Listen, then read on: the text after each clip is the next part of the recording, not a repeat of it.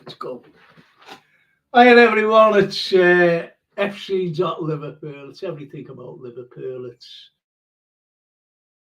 see this. I'm going over there. I'm going over there.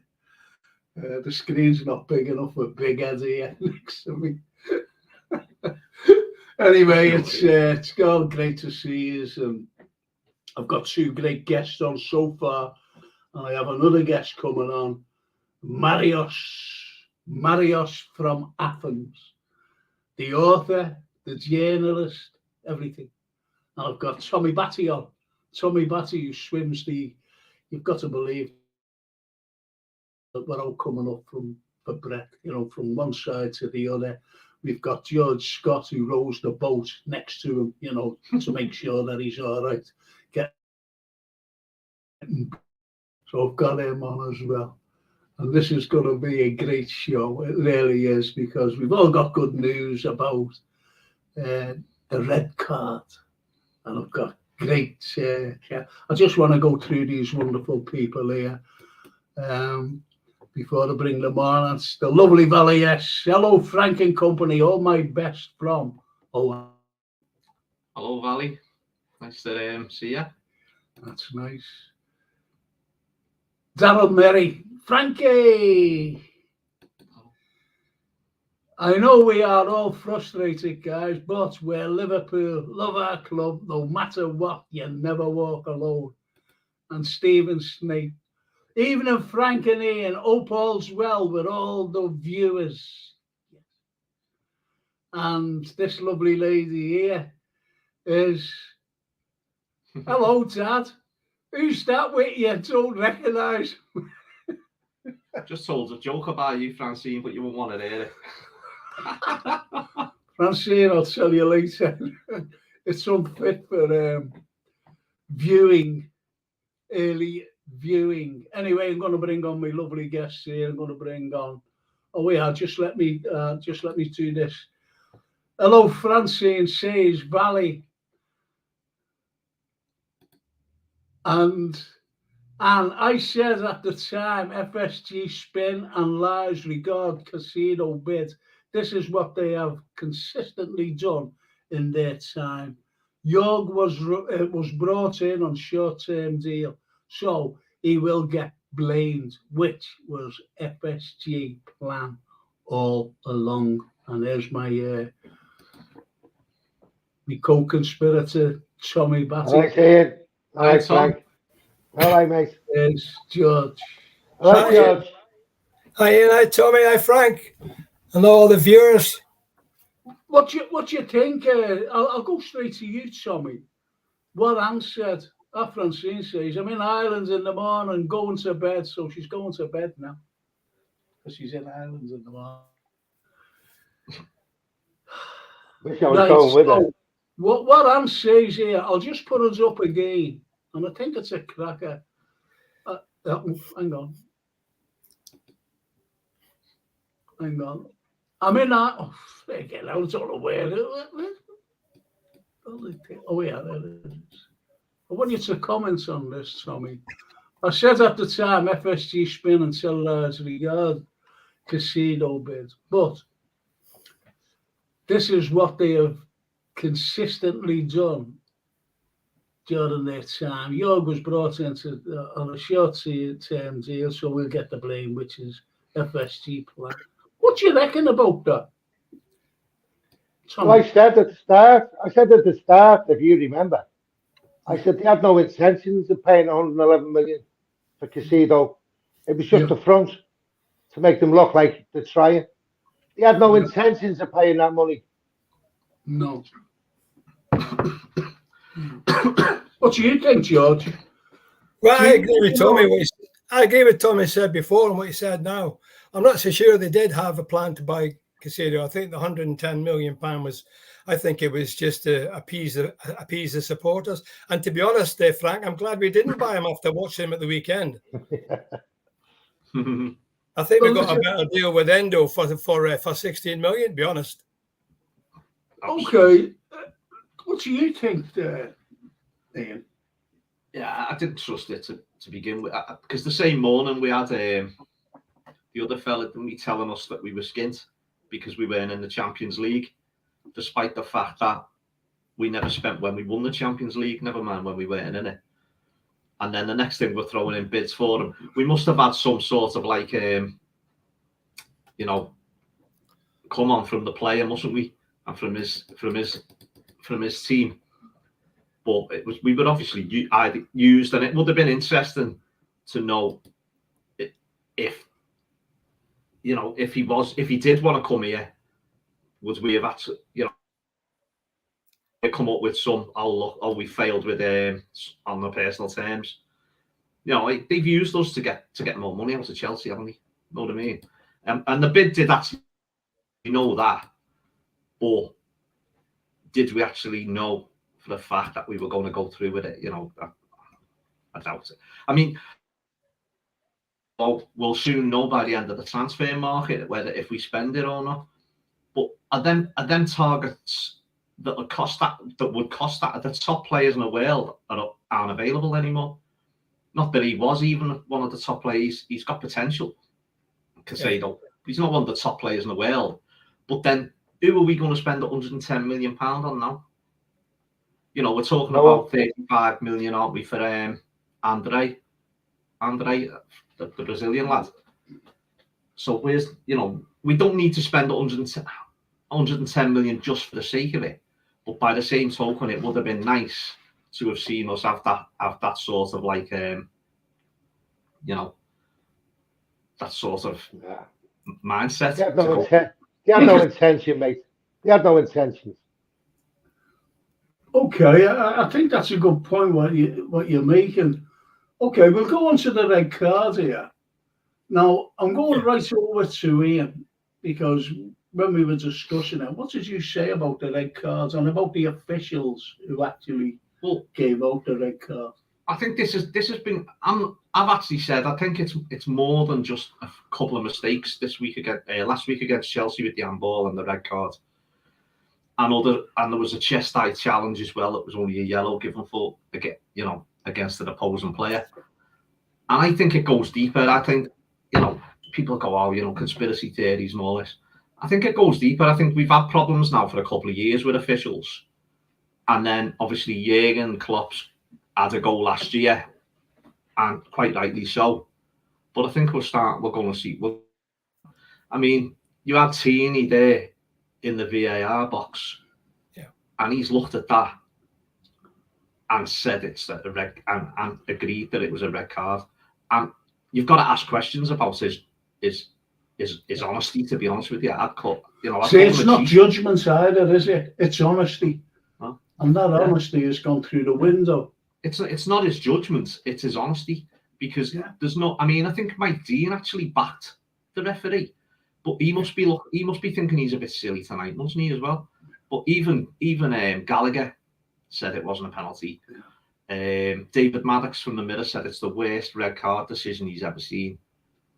I just couldn't believe it. And yeah, okay, the referee's made a mistake, we'll give him that. But once it goes to VAR for Tierney to look at that and actually believe that was a sending off. And I actually thought it wasn't going to get overturned, because I thought they're going to use the clear, you know, the idea of clear error, a clear mistake. But to the credit, actually, they haven't done that, and they have overturned it. So we've got it for Newcastle. And just one more point on that. I don't know whether you've seen the Newcastle Man City game the other night. But Foden got challenged by Gomares in a similar type of challenge, which was much worse, much higher. And I'm not sure if he even got a yellow card with Gomares. But we play Newcastle the weekend, and I just thought it was ridiculous. We were in a ridiculous situation where two decisions there. One would have cost us the player for Sunday, and Gomares would have been able to play. As it happens, obviously it's been overturned, so happy days. Well, as you know, lads, just before we came on air, I wound this man up. You know, he's got a big winder there, so I wound him up. He hasn't stopped since. But anyway, Valley yes, hello there, Ian, Tommy, and George. Great to see you. I'll be coming right over. Valley. Hey, Valley, from Ohio. I've just got to say this. Evening, lads. I think we were done in the window. Oh, we're done in the window now. No. Sophia says hello. This is my little granddaughter. Hello, Sophie. Hello, Hi, Sophie. Sophia. She says hello to everyone. That's great, isn't it? Love it. Love it a bit. Love it a bit. Anyway, I'm going to bring Marios in. But before we talk to Marios, I want to ask your opinion, Tommy, on this red card. Because we were talking about it, weren't we? So give your opinion on the sending off, first and foremost, and now on the rescinding of the card. I thought it was scandalous because he never even went over to the celly to make sure. You know, when they go over, no, if they're not sure. But he was blatantly obvious that he thought it was a red card. And I think he was the only one. And that arsehole in VAR office. Says as it is, so. The two of them thought it was a red card, so you've got egg on the face now, haven't you? Yeah, there's been some terrible decisions on VAR recently. I was one in Man United and Wolves where the goalkeeper clattered the defender and it wasn't given. You've had the one at Anfield on that red card, which obviously was a soft. It should have been very mostly yellow. It was never a red card, and it's been proved by it being rescinded. I mean, everybody, apart from maybe the referee and Tierney in the box, in the VAR box, thought it was not a red card.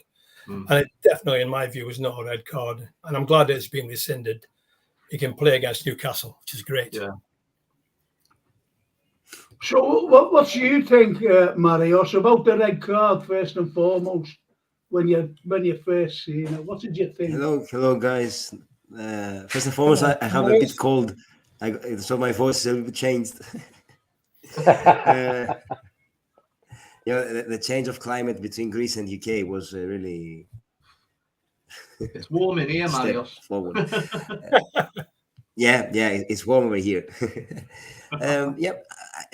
I also didn't understand the red card from the very first view inside the stadium. When I saw the challenge, I didn't think it was actually a card at all. But when I saw the red card and then the decision that it was authorized, okay, then you go out.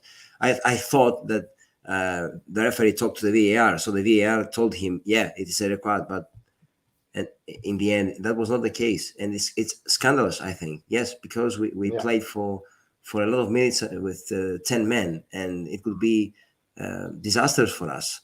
Yeah. And we were lucky that we won with 10 players, and we're lucky that we scored really after the red card. But it was a scandalous decision. The fact that VAR didn't tell the referee that it was not a red card. No. Well, Steve Evans says, excuse me, hello lads, hope you're all good. Time to leg Tierney and the other officials from Saturday. Never a red or a yellow, Forza Macca. So that's what he says. And people are aware, fuming. We were actually fuming at the decision on Saturday, as we all were. But the thing is, you see, now we're in a quandary. Now we're in a quandary, and that quandary is, as the title is, no number 6. And I know that we've got Endo. But we still need a defensive midfielder. We certainly need one because we were cut open there. We were cut open a few times, especially in the first 20 minutes or so. So I'm going over to you, Tommy. What do you think? I think, that game on Saturday could have ended up 3-3 easy. The chances, if they missed 2 blatant chances, and that's what worries me. Over the top, especially down the left side, we're getting cut to ribbons all the time. And we shouldn't be getting cut to ribbons by a team like Bournemouth. But you've got to give Endo his chance, and I think he'll come good. Me too. Yeah. George, he's asking for your opinion now, mate. All right. Yeah, well, I mean, I agree with Tommy at the beginning. It was pretty schoolboy stuff, really, for 15 minutes. Yeah. But, on the positive side, I thought during the game there was some really positive stuff come out in that match as well. I thought, I know what Frank's saying, we need a defensive midfield player. And there's a lot of names being bandied about at the moment, like all sorts, like Decore from Crystal Palace, Gravenberch, Coney. I mean, it's all names in the media. It's all media stuff. I want to see, we've spoke about this for a long time. We need to see the pen on the paper, and then we can start looking. There's only a week to go now until the end of the transfer window. So if we're going to sign somebody else, it needs to be done now. I think we'll probably get Andre in January, the way things are looking. But, I mean, we've got a pretty...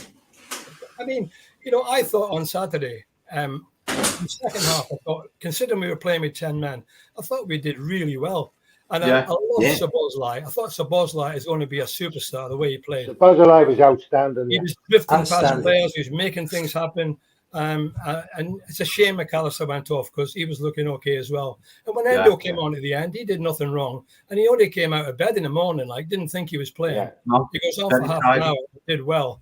So, it's a lot of positives, I like to think. So we just have to wait now for the next week and see whether we can get somebody else in.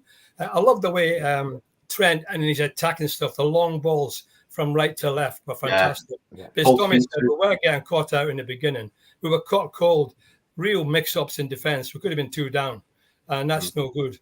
So, as I say, we'll have to wait and see whether they get one of these players in the next week. I think we might get one, but we'll just have to wait and see.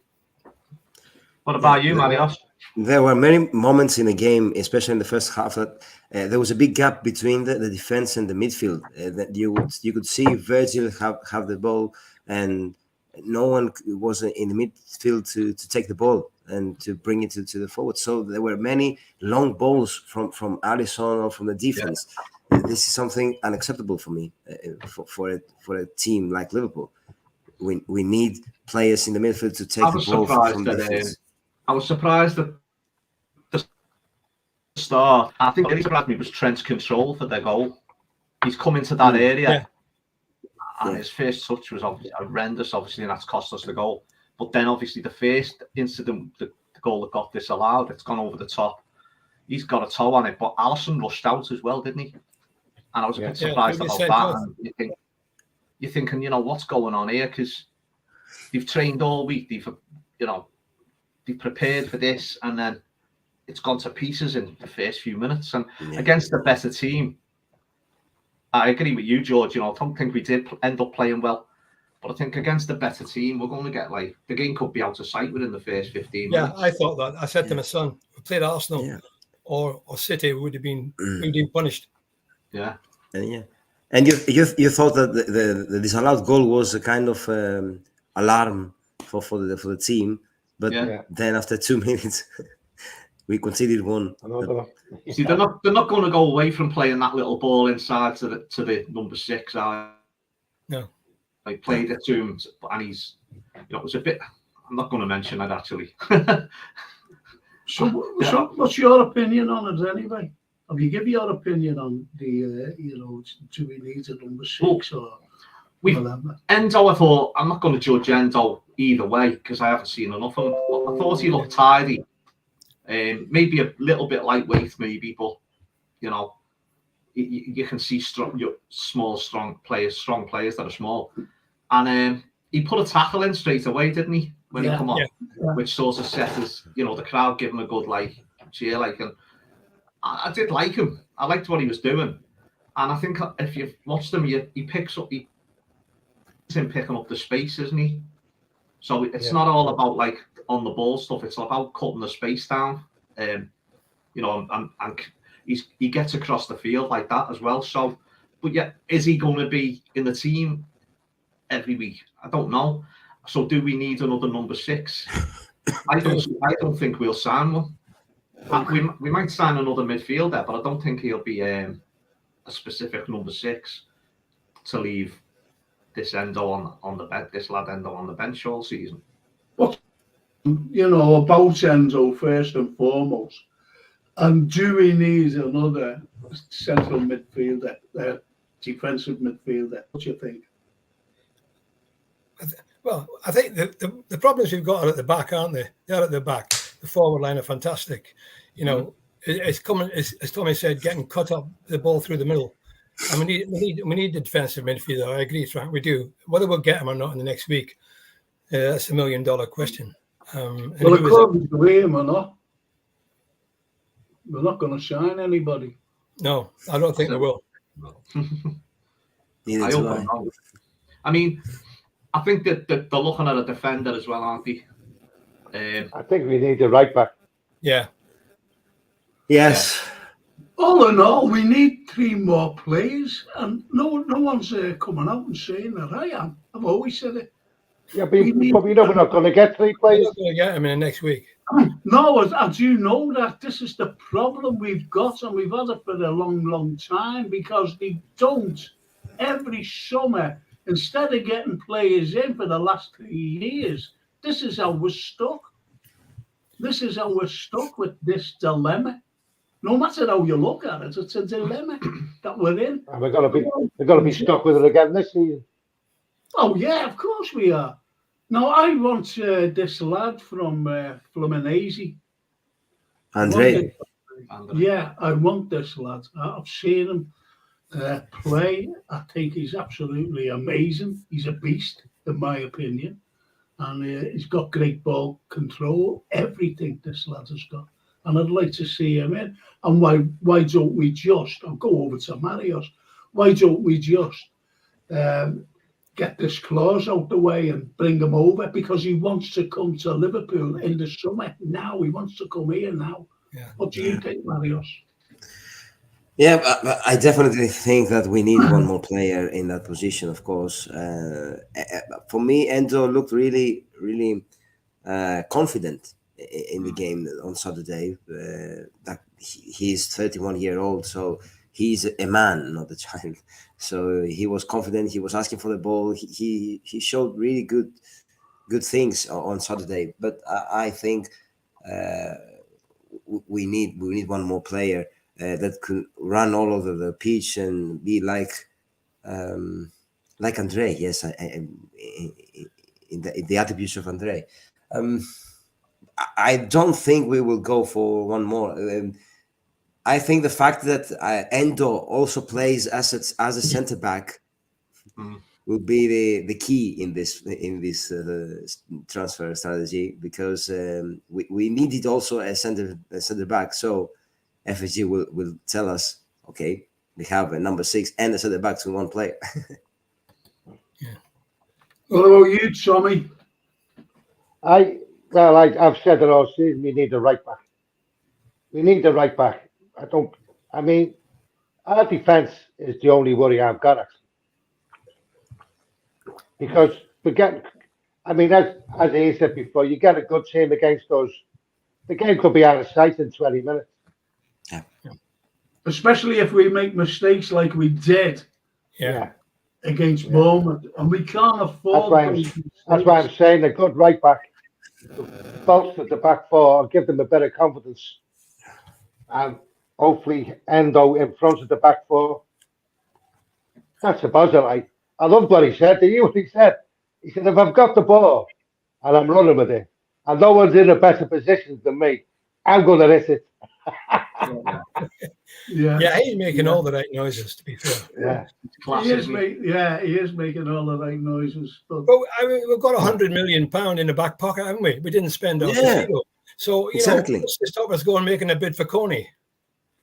Yeah, I think one of the lads, I think he mentioned that. Just let me go back, please, just a minute. Yeah, there he is. And it's Gary Richards. He says, tally-ho all, tally-ho.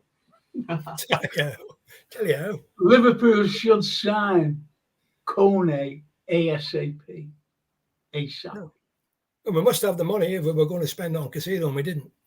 No, but I'd like this Andre. I really do. I don't want to get him in the winter. It's it could be too late by then. What's his buyout clause? 34, I think. Oh, surely we can go and do that. Well, they're haggling with how much is it? By all accounts, we've offered 25, if you like. Yeah, 25. That's right. Yeah. And you think, well, it's 9 million, and we've got all that money sitting there, supposedly.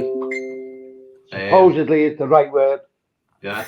So we never had it on the Thursday morning. By Thursday night, some miracle had happened, and we were throwing. We can't deny it, Tommy. But you know, It's just, yeah, I think it's a fallacy, mate. I don't.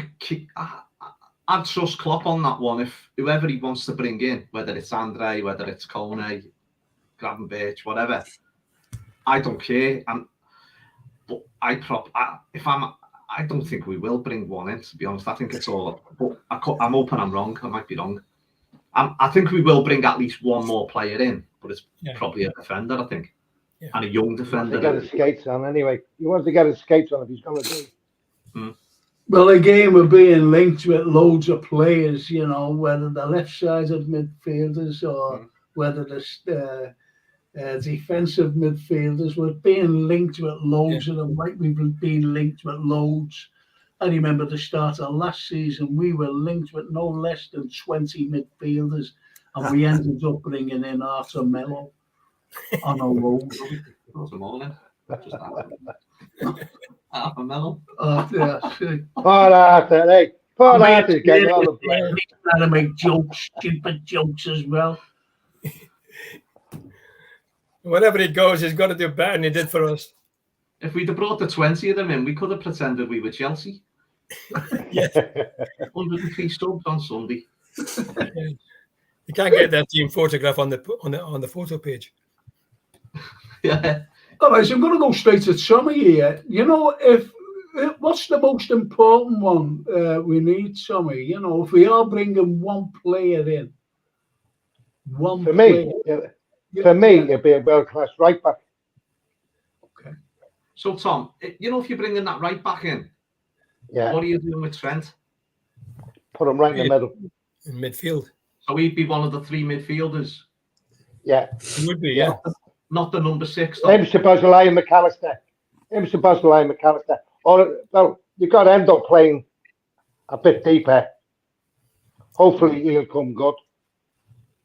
And you got Gakpo just there as well, front. Yeah. I mean, I think it's the defence what worries me. Yeah, me, Tommy, as well. We're always going to score goals with that forward line. Yeah. I'm just a bit confused. If we brought a right back in at a solid right back, so you're putting Trent in the middle with McAllister and Szoboszlai. Who plays like the deep role there? You're on about Trent playing the deep role, the number 6 role sort of thing, or McAllister. I'd put McAllister in the deep role. I'd just give Trent a free leg. Yeah, I'd like to see Trent. I just don't think we get the best out of McAllister where he was against Chelsea and Bournemouth. But, you know, he could grow in that position, couldn't he, I suppose, Yeah, I mean, they've got to play together, haven't they? No, Endo come on for what? 35 minutes or whatever it was. And you can't judge a guy. Okay, no, I think there's a question. You can carry on with this, Tommy, because Ravi Bihari says, question, can Liverpool stop this inverted style and play players in their actual position to get the best out of our team? Go ahead, Tommy. We know Szoboszlai's out of position. McAllister's out of position. And for me personally, I think Trent is now. Trent has proven the last 6-7 games of last season where he's best at. Yeah. And don't nitpicking the things he can do defensively. Well, I don't look at that. I look at things he can do offensively. Yeah. And they outshine anything like that. And Gakpo is also out of position. Yeah. He needs to be further forward. Yeah, of course. He's got to be in the body role. Disappeared in the 8th position. Yeah, most certainly. I mean, I think if we had Who's your ideal player if we're going to bring one in here? What, a name player or a position? A position. But it'd have to be a top quality player. It's no use just bringing in some Ardamello or anything. I'd love to see us sign. Would have loved to have seen us sign a solid number 6, but I think if we need to be looking at that centre back position. If we lose one of them two, we're in trouble. And yeah, because we've only got Matthew. That's true. And it needs to be a good. I think we're looking at young defenders. I think we need. If we do lose one of them, I think we can forget possibly even qualifying the Champions League. And it needs to be. So it needs to be a top class centre half. And I don't see us doing it. But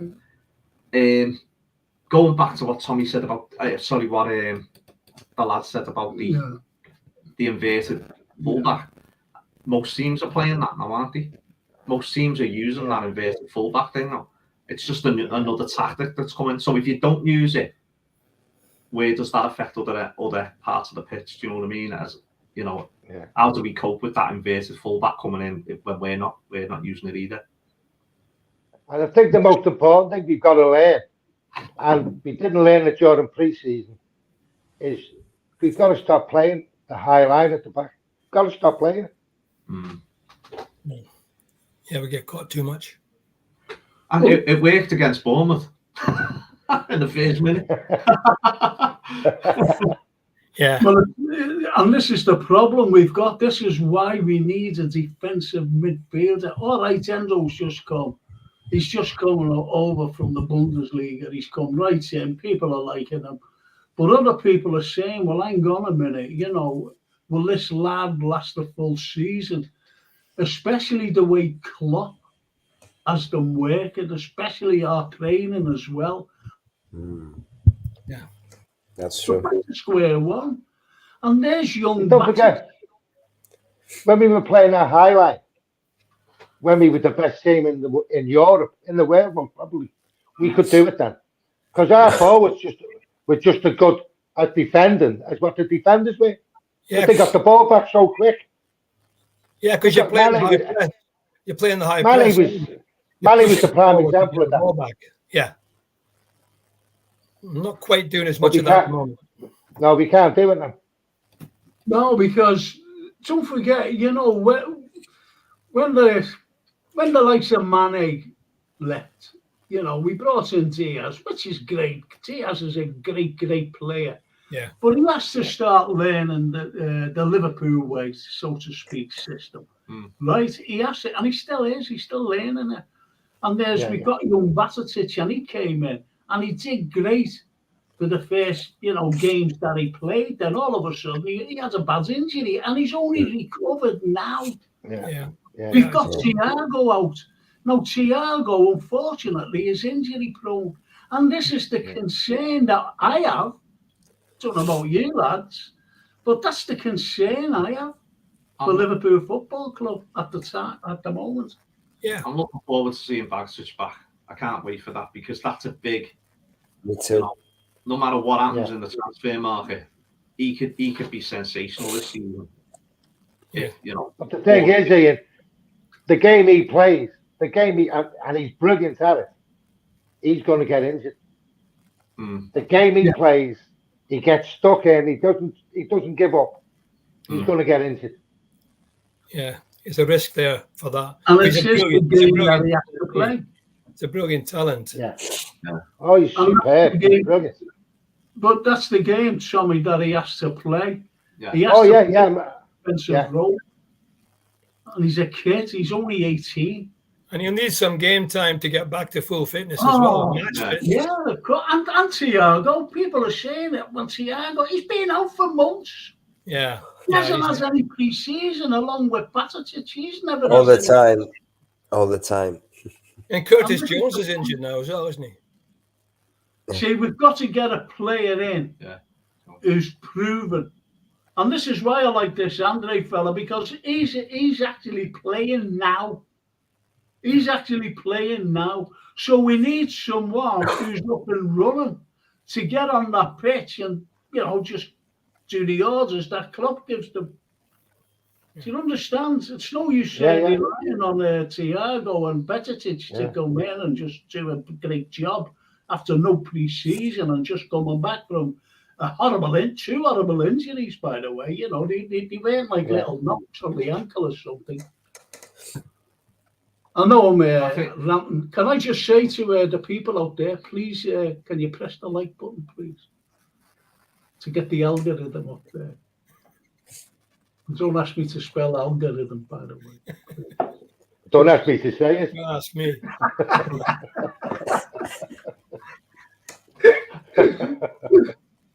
So, okay, I have George. What position do you think, if we're going to bring one in, what position, please? Well, I think what you're saying is right. They need a defensive midfield player, but part of me thinks that they need more a defender than a midfield player. We've got quite a few midfield players there, and I think Klopp needs to let them express their talent. Sometimes you can get too technical about positions and introverted fullbacks and all the rest. I think these should be world-class players playing for Liverpool. That's why they're at Liverpool. So they need to be able to express their talent, and you've got to trust Klopp to put them in the right positions and motivate them to play the way he wants them to play. I know I'm a bit of a pain for saying this, but I'm very optimistic about the season. I think we'll do well this season. I don't have a gloom and doom feeling about the season. I think we'll do okay, but I think we need at least one, maybe two more signings. But I think the basis is there for us to have a really good season. Well, we do better. I agree with you entirely, George, because we will do better than last season. But we've got to be aware of injuries if we don't bring in at least one more player. Well, I agree with you about Andre. I think we should get him. If he's only 35 million, it's peanuts compared to what clubs are spending for players. And if he's a talented Brazilian footballer, wants to come here, that's the key, isn't it? I mean, Caicedo didn't want to come here. Neither did Latvia, I don't think. They wanted the bright lights of London. They wanted the money. Latvia wasn't even on their bench on Saturday. No, he wasn't. And Caicedo came on for about half an hour and cost them the game. So, it's not all about money. It's about talent and about bringing players in the right positions, Frank. Like you say, we do need somebody. So why do you think we're dragging our feet? Why do you think we're dragging? If you've got all this money, apparently, why are we dragging our feet over 9 million? Yeah. If he's made 35 million, we did this with Latvia. When we were dragging our feet over 4 million. Yeah. Absolutely. Yeah. It's crazy. I'm being honest. I don't think they wanted to pay it. Ends of. Well, and they knew that Chelsea would come in and get him. They knew that. They knew it all along. Yeah, exactly. Yeah. So, I think defence is very key for us to keep tight at the back. We've got to not lose goals. We've got to stop losing goals because, as I said before, we will always score goals. Jota, I thought Jota looked great on Saturday as well. His pace won past players. That was it. Do you know what? And no one gave him any credit. All right, he scored and it was great and everything else. But the way he took that goal, he was like lightning. Yeah. He was on the ball like a flash. Bang, get in. That's what Jota is. That's what he's a goal poacher. He's not like a fella who's running down the wing and cutting in like Diaz or Mo Salah. He's not that type of player. He's a goal poacher. And that's where you'll get your goals. And, what other comments and everything was saying, at least the 3 forwards that were chosen, that were picked, scored. The 3 of them. Yeah. The 3 of them. It's a great goal by Diaz, the way he flicked it up. Oh, that's fantastic. Yeah, wow. I think that the vital thing is that we start keeping clean sheets. Yes. And once we start doing that, we'll be in business. Remember the Arsenal thing with George Graham? He just started keeping clean sheets, even at Leeds when he went to Leeds. Yeah. And I think once we start keeping clean sheets, the rest will just unfold in front of you. You know what I mean? And that's just that's the vital thing we'll be concentrating on now. The defense, keeping it tight, getting disciplined. Yeah. Well, George, you're a young Shankly boy. That's what he depended on, wasn't it? His defense. Yeah. He depended on his defence. Bob Paisley depended on the defence as well. And this is the way everyone, right up to Houllier as well. He depended on the defence. And Klopp himself, he tightened it up. That's why he brought Alisson in. That's why he brought Virgil in. Yes. And that changed the whole concept of Liverpool Football Club at that precise moment. But that's what we need now. Yeah. And I think Klopp knows. But unfortunately, I think his hands are tied. What do you think, Marius? What do you think? Yeah, for a special position, if I need one player, I am going with Tommy for that. I will go for a right back, a world-class right back.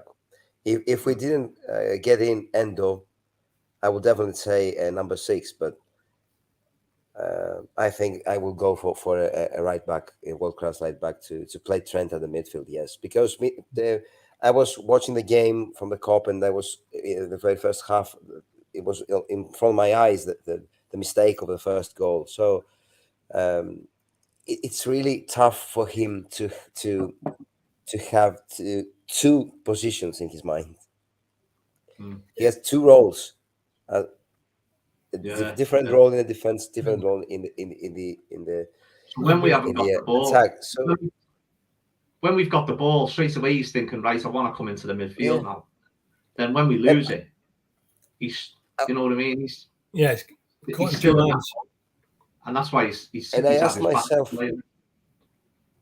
myself when he got off injured, what happens now? Well, he go to play at Newcastle. What happens now?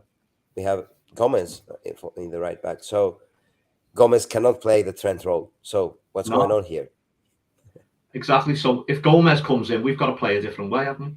Yeah. We have to play a different way. And that's the problem. Marius, you know, you sat in the Cup for the first time in your life when you came over from Athens. When we made that first mistake, and when we made the second mistake that led to the goal, what was your feelings? What was your thoughts at that time? I'm unlucky. The first thing I thought, exactly. I thought my friends in Athens, and I imagined the image, them watching the game and watching the first goal. Oh my God! Why he going there? Why he went there? But you know, it was my first experience in the stadium, and the atmosphere of Anfield, the aura of the stadium, and there was, you know, an optimism that the match will turn around. You know, the fans were really supportive. There was kind of, you know, good atmosphere. Good atmosphere, and you could feel that when we find the way to equalize, the game will turn around. So it was a matter of time to find the equalize, and I was kind of relaxed, especially after the 20th minute. I was relaxed that the match will turn around. The atmosphere was really, really good, not toxic at all, I have to say. So no. I don't know if this is because it was my first time at the Anfield, so I had an emotional part in me, but that's what I felt. I felt really positive, really optimistic about the game. Yeah. You know, Marius, that's your first game there, and actually Frank's been going there for years, and the boys, and I've been going there 60 years, and every time I go in there, even now, I get goosebumps. Yeah.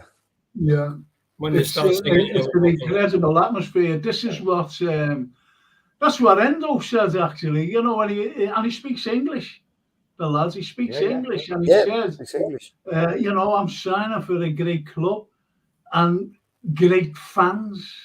He was overwhelmed by the fans, and this is everybody who comes to Anfield is, you know, they're just knocked out by the fans and everything about it, the atmosphere, everything. And once you're loved, and that's the end of it. You're loved for the rest of your life. Imagine me, you know, playing in front of that crowd.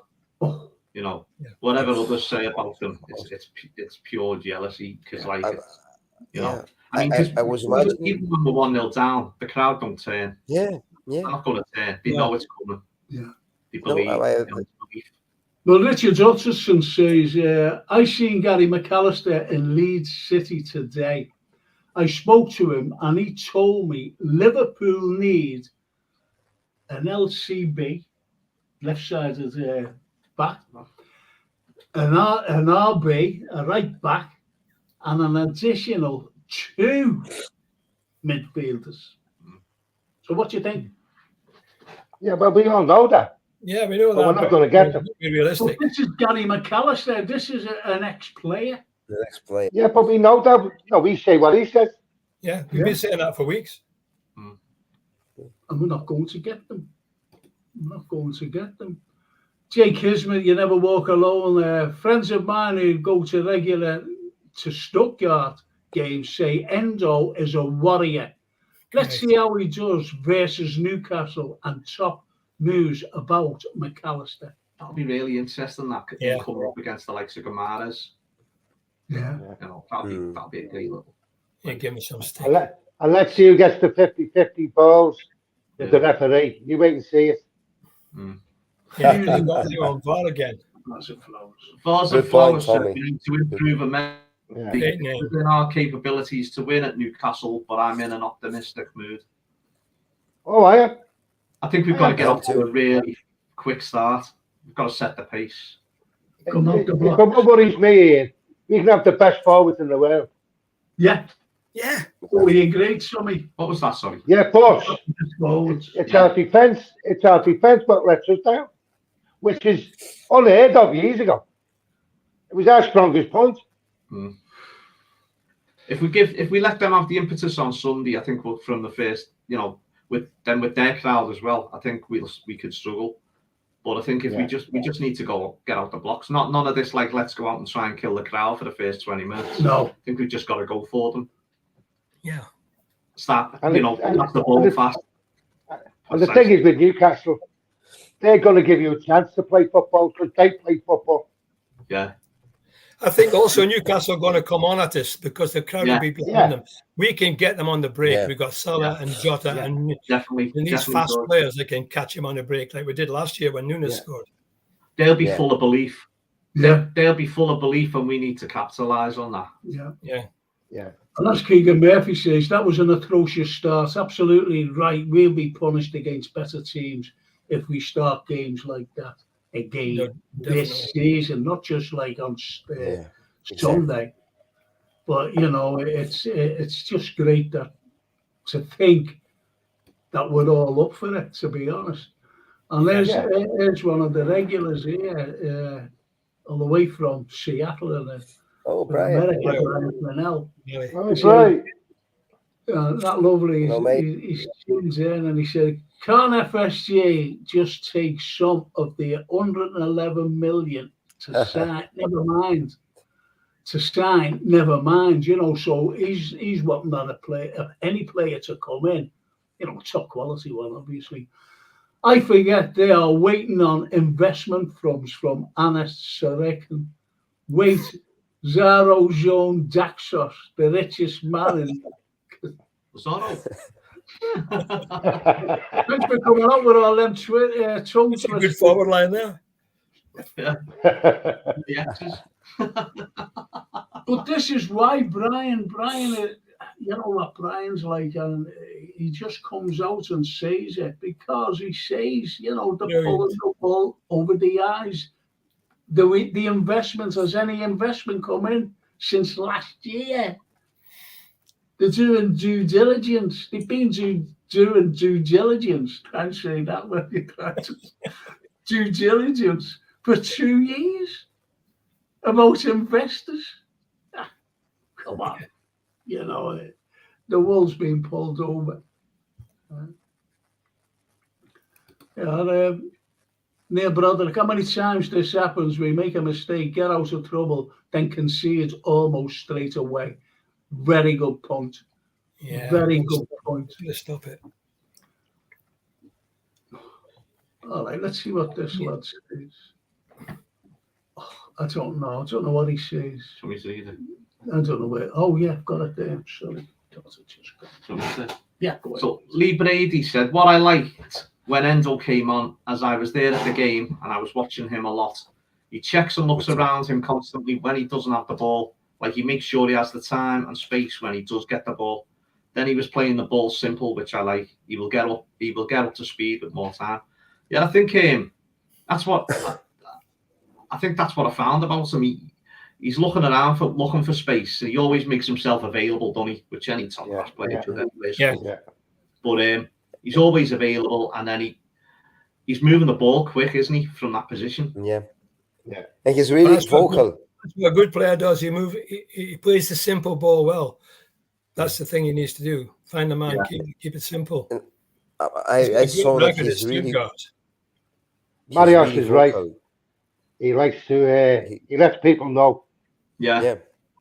He was for the very first time on the pitch with the likes of Van Dijk and the Trent Alexander-Arnold and all these players, and he was asking for the ball all the time.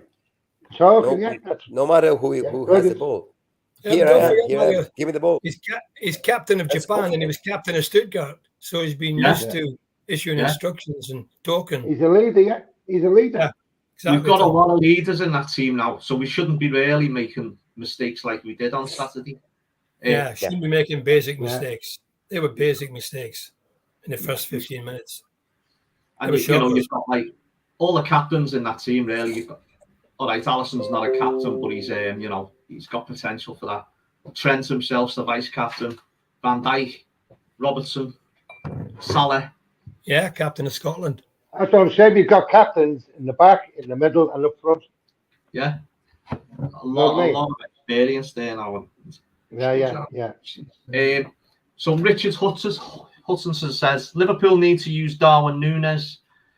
He is an asset and always on the bench. He needs to start scoring goals and help the team out. He gets into the right positions, but his finish isn't good enough. I'm a bit concerned over this because he's obviously a good player, and we know it'll come in the end. But we've surely got to play a totally different way when he's up front than what we are. He's got to calm down a bit when he's up front. Without losing his speed or his sparkle. But in front of goal, he can't be so erratic. No. But I mean, he said he caused chaos, and he does. Oh, yeah, without a doubt. By all accounts, he wasn't happy the other day, and he stormed down the tunnel. But it is difficult, isn't it? Coming on with 10 minutes to go every game. I mean, you don't get a chance to really settle into the game, You can't expect him to walk on and bang in a couple of goals in the last 10 minutes. It'd be nice if he did, but he needs some game time somewhere along the line. Maybe, In a way, I'm wondering why we bought him. Because 70 million, a lot of money. If we went out and got Gakpo in January, and he sort of plays the Bobby role, and then you've got like Jota who's scoring goals, or who can't score goals. Then you've got Diaz on the left, obviously. So playing Núñez on the left, I don't think that he can play there. But I think that's not what we bought him for. We bought him to be a goal scorer, didn't we? He's an off-the-shoulder player. So I'm wondering. I mean, obviously, I think they must train both ways. Do you think, George, like maybe where obviously when he comes on, the centre halves and the midfielders know to play a different ball, obviously. Do you know what I mean? Than they would to Gakpo or Jota. You've got to play a ball in front of him to run. Yeah. He's right. He gets in front of the goal. He needs to calm down a bit. Just calm down a bit, Pick his spot, really. He's got the pace. But unfortunately, he's fourth in line at the moment because you've got Jota, Diaz, and Salah ahead of him on form at the moment.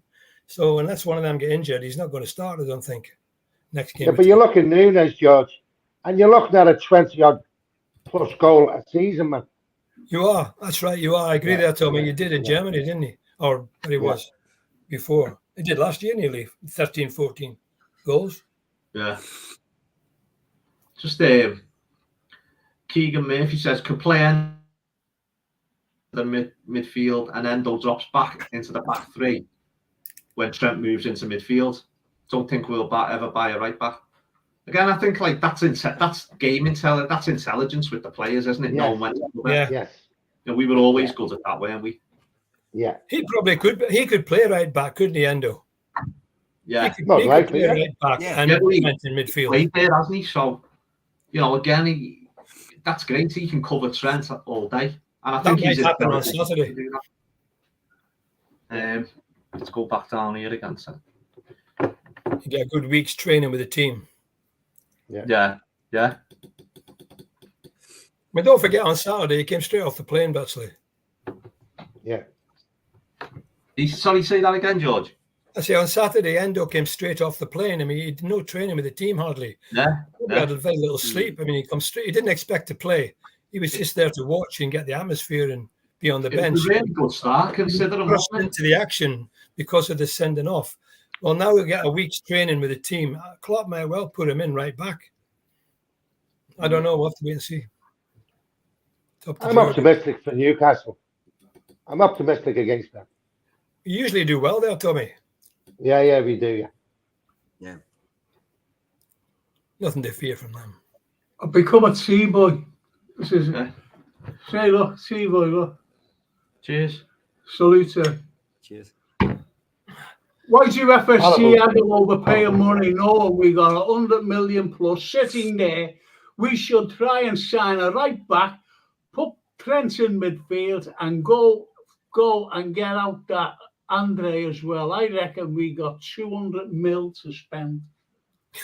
I don't know about the 200 mil, but I agree with what he says about getting Andre.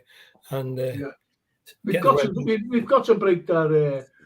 We've got to bring in that clause. We have to, to show commitment, to show desire. Because if you're showing no desire, you might as well pack up now. Yeah. And that's the way it is. And this is all about Liverpool Football Club. This is about you and me. This is about the team. And we can't just go on open and saying things like on these podcasts, what we need. And no one's taking a blind bit of notice of us. To be honest, I mean, if you go back like this time last year, we were on there bringing all sorts of names up, and Bellingham was obviously top of it. And we ended up with a lad. I don't think ever. Well, I know for a fact, no one mentioned Endo, did they? Not one of them. So you wonder what the point of it all is, actually. But apparently he was on Jurgen Klopp's radar for ages. Yeah. Well, this lovely young lady, Hayley Barrow, says, hi, everyone. Oh, I out. All have faith in FSG. Frank's just gone red in the face here. She's just coming on to wind us up. Well done, Haley. You tell your dad. You tell her. It's Tommy's daughter. She won a few bob on the horses and all today. It's Tommy's daughter, just in case no one knew who Hayley was. And she always argues with Tommy over FSG. Oh. She come in the other day and said, what do you think of FSG now? Who's the top red then, Tommy? You or her? Definitely. It's a toss-up. She's the boss. She's the boss, put it that way. But it's like anything. That's why he doesn't get invited over to a house for Sunday dinner, because they end up arguing and throwing the gravy all over the place and roast potatoes. Vase of flowers. I don't want to be all sad about the footy. If we spend that 100 million, we'll do it large this season. And, the EL and PL double, like 1972, 73, Shanks, and 76, 77, Paisley, it can defo be achieved. See, I'd just say there, though, who are you going to spend that 100 million on to win us the league? I'm not, I'd love to see us go out and buy someone for that. But I think, we're not going to spend 100 million now in the last week. There's no way they're going to spend 110 million. It was all a fallacy. Sorry, Hale. Might get one in next week. Let's see. Yeah, this is the problem. Well, what if we don't bring anybody in and that's it with this Endo lads? I was just going to say that. Go ahead. What would be your thoughts now? Out of 10, how would you rate the? Because this has been doing the rounds, hasn't it? If we didn't bring anybody else in now, out of 10, what would be your rating for this summer transfer window? 4. Out of 10. Taking everything into consideration, the loss of players and those that have come in. Yeah. I'd give it a 4 out of 10 if we don't get anyone else.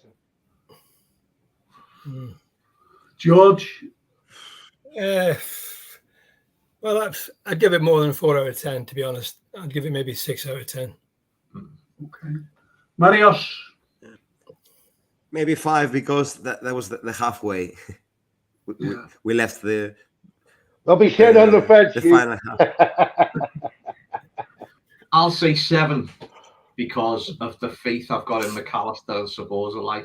And I think forgetting the Saudi thing, I think Henderson would have been going next year anyway. And Fabinho. Fabinho, I think, is a mistake at the moment because we haven't, even with Endo, it'd been Endo's 30 anyway, but to bring Endo in and have Fabinho bringing him on a little bit, at a club like Liverpool, I think would have been. Let's face it, we never had a replacement Ronaldo. No, well, that to me, that's when it started, and it's mad to say we put in a challenge for the quadruple, but I think that was when it started. You can't say going downhill because we played so well in most of that season, but you could sort of see something wasn't right. Wijnaldum's he was so intelligent, he had the legs, didn't he? And he played every week. Yeah, he did. No, I'll give a 6. And what concerns me is the other 4, because that other 4 can make or break us. That's what I'm saying now. If we don't bring anybody in, so I'll give it 6 out of 10. But as I said, I've got concerns over the 4 that could make or break us if we don't bring anybody in. Well, at least I give it 4. Even though I love Szoboszlai and McAllister, they're brilliant. Great buys. Yeah. But they're not going to stop us leaking goals. No. And that's the problem. And they're playing out of position. Imagine them playing in the rightful position. Yeah. Imagine that. Imagine it. And we've got the. Well, don't you think Jurgen Klopp sees that? Of course he does. But as I said at the beginning of this, his hands are tied. Well, in the back four, we've got Robbo, Canate, Van Dijk. So the problem is the right back, isn't it? Exactly. Yeah. Because we don't know who's right back. We don't know whether it's Trent or whether it's half Trent, half somebody else. It's not. We need to sort that one out. I think that's the most important one. Because Canate looked quite good to me. Van Dijk, no problem. Yeah. Robbo, it looked a bit better on Saturday because he was getting some stick back end of last season. I hope he's got a bit more energy back now at the start of a new season. But we need to sort that right back position. Yeah, but as Ian said before, if Van Dijk gets injured or Canate, you're left with Gomez or Matip, and that's it. Yeah, we're in trouble. Matip, I wouldn't play Matip any time. No, I just wouldn't play him again. I actually liked Matip, but I think we've he's got to be good on going top forward, in games. Ian. But that's it. Yeah, I think we've got to be on top in games, and Because he panics. we've got possession. Yeah. Because if we're under the cosh, I don't think he's the man you want there. No. To me, he doesn't put his leg out. No. He never puts his leg out. And again, that's another thing with the number 6, isn't it? The great number 6 is like that we've had over the years. They kill the attacks, don't they? No, he killed the. I think back to Didier Man in the way he just used to shield the ball and get a free kick on the edge of our own area. Yeah, with people like Steve McMahon and remember that Roma game? Souness. Yeah, McMahon, Souness. Yeah, Mascherano. The best. Mascherano, definitely. Yeah, He was only small, but he chased every ball, every player. I think he hunted them down. He was the hunter. Well, hopefully Endo will do that. Yeah. What did you say, Tommy? Hopefully Endo could do that. Yeah. Let's hope. What did you say there? I think Andre. Look, I haven't seen much of him, but I can see he's got that. Have you seen that clip of him with the referee in the referee's face? Yeah. And I think he's got that about him. He's like got. You said something, a beast. Yeah. And Mascherano was a beast, wasn't he? And he was a beast, yeah. And he's running around all over the pitch, but time and tackles well. You know, that's going to take the pressure off the defence. Yeah, it's got to be controlled, yeah. Problem is, you've got to time the tackles well now because of this VAR and the way these forwards are protected. When McMahon was playing, they get a bit more freedom to get stuck in guard, people like that. Now they've got to be very careful. Yeah, even since Mascherano. Yeah, as we saw on Saturday with that stupid sending off. Yeah. That was just. I mean, at the end of the day, with the sending off, if two things, if McAllister's in a Brighton shirt, I don't think he gets sent off.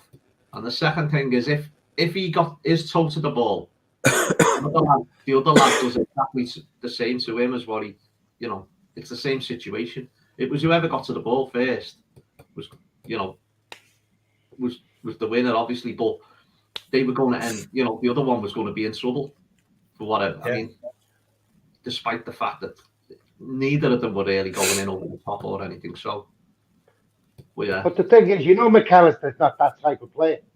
You know what I mean? He never followed through. In fact, he actually pulled out. Yeah. And the referee never even went to look at it. I mean, do you think Klopp brings out the players, and do we need reinforcements to rotation for the Europa League, Premier League, FA Cup, and the EFL Cup? And this is the concern that we're all going through. This is the concern. Soulboy Fran says we've got to get used to conceding goals. I don't think Klopp will change the system, and Trent is not a midfielder. I'd trust Batatic to share the games with Endo. Yeah. I think Trent is a midfielder. Yeah. I don't agree with the fact you've got to get used to conceding goals. Yeah. I know what he means, like, but. And as Brian Edley says, it's exciting with the new lads and some of the new talent, but yet again, lads, we are still where we were this time last year. FSG thinking we're all stupid. Imagine 6 out and 2 in. Well, there's 3 in now, isn't it? I think we got 2 of the best buys of the season. Yeah, I agree, Tommy, with that one, definitely. With Szoboszlai and McAllister. Been amazing buys, those 2. Yeah. For the money. Deco Shaban, I don't know where this lad's from, but he says, the problem is number 6. They have only Thiago, but always was injury prone. And Batatic, it's good, but they don't have the experience. And that's coming from that lad. And I think and they're all what they're doing, you know. Jay Kismet, for example, when I asked, or when, I think it was me, wasn't it? What position? And Jay Kismet, you never walk alone, says a DM. Vase of flowers, LCB, next, please. So that's a left-sided. I've been crying out for that all season. You know me, Frank. I've always said, if they're good enough, they're old enough. Yes. Definitely. Michael Owen was good enough when he was old enough. Fowler was good enough when he was old. Yeah. So was Batatic. He was our best player before he got it. Gerard as well. Gerard was only 17, 18 when he come in. Yeah. He looked more mature than his age. A lot more. Yeah. I think they know how good he is, and I think he'll be playing for Spain in a couple of years. Yeah. And I don't think we're really seeing it, to be honest. I don't think we realise how good he is going to be.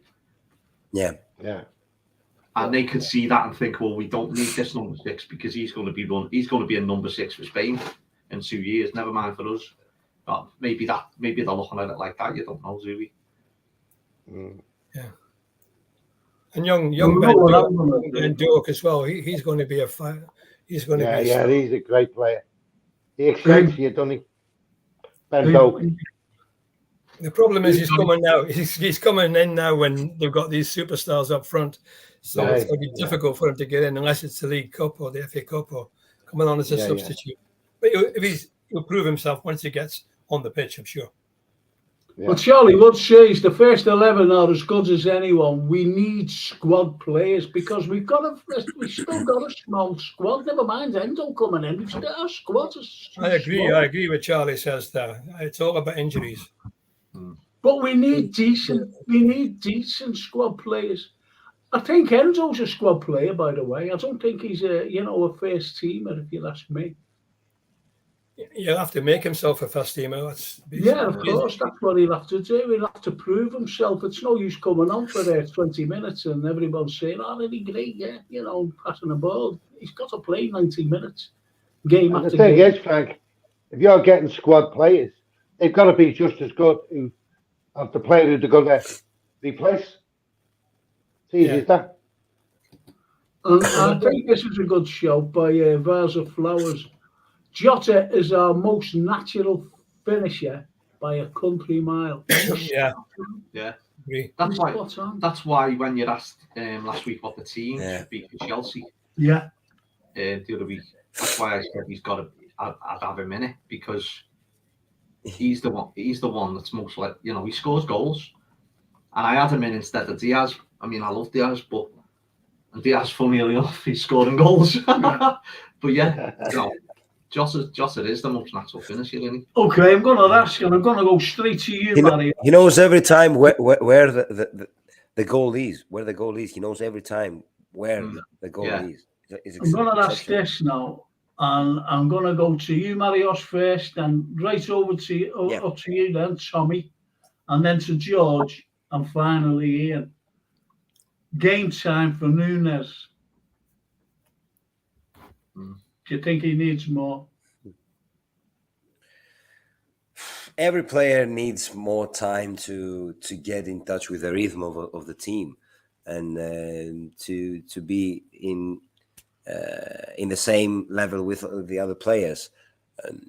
I'm really concerned about why Jürgen does this because it's a really big investment.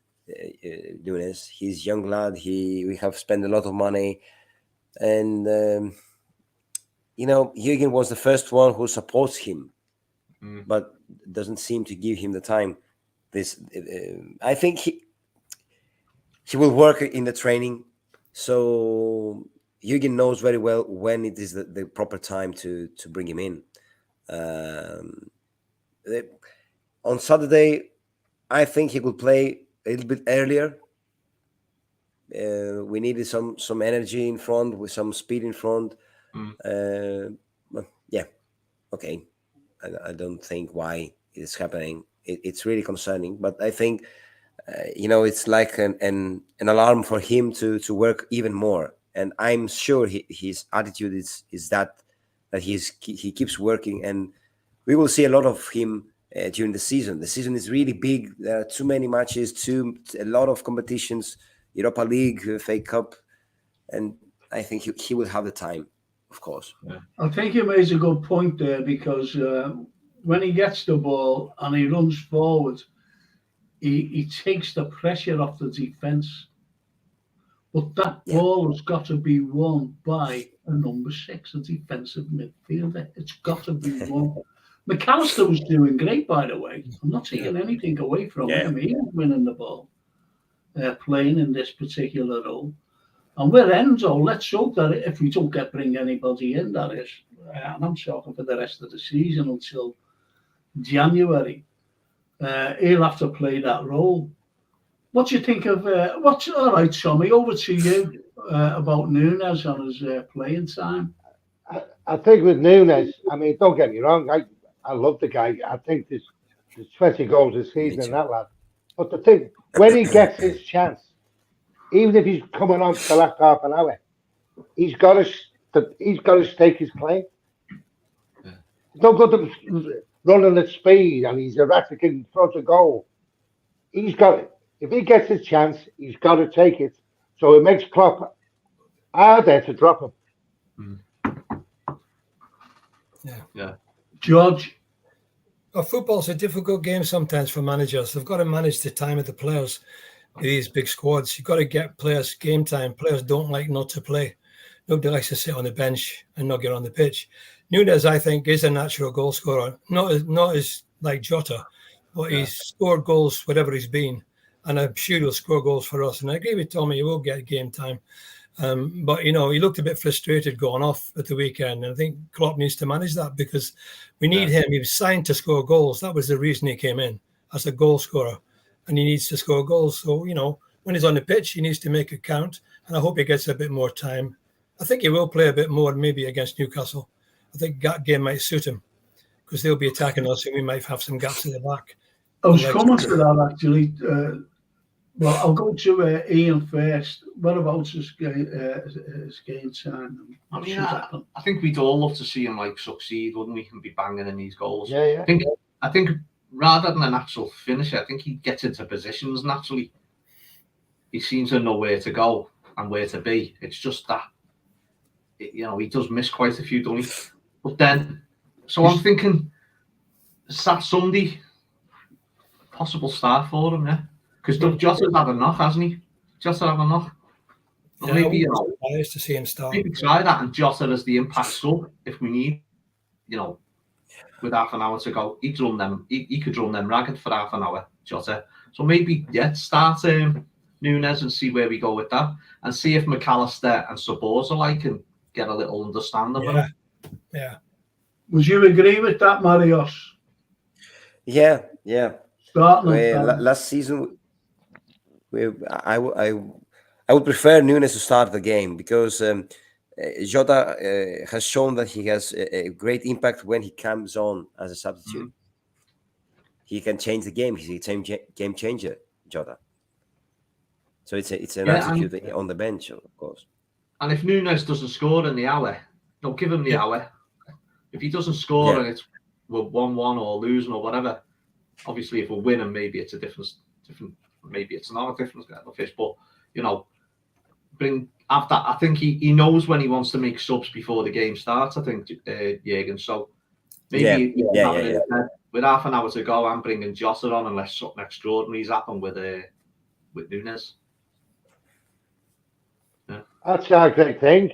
Our forward line, we've got to. No, we can pick and choose if we want out. Yeah. It's a pity we haven't got it in the back. Do you think Salah should continue to take the penalties? I do. Because he's missed a couple recently, and the penalty on Saturday was a poor penalty. It was a poor penalty. Poor penalty. I thought it was a great save. I think the goalkeeper just went the right way and got lucky. He shouldn't have got near it.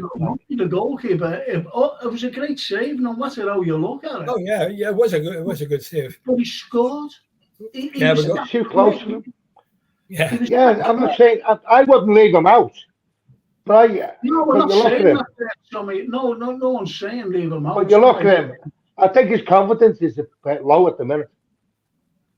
No, I think he should carry on taking them because he's got things in his sights. And you've got to look to next summer. It's been spoken about that he could go next summer to Saudi, and I'm thinking he's got records in his sights to become an absolute legend.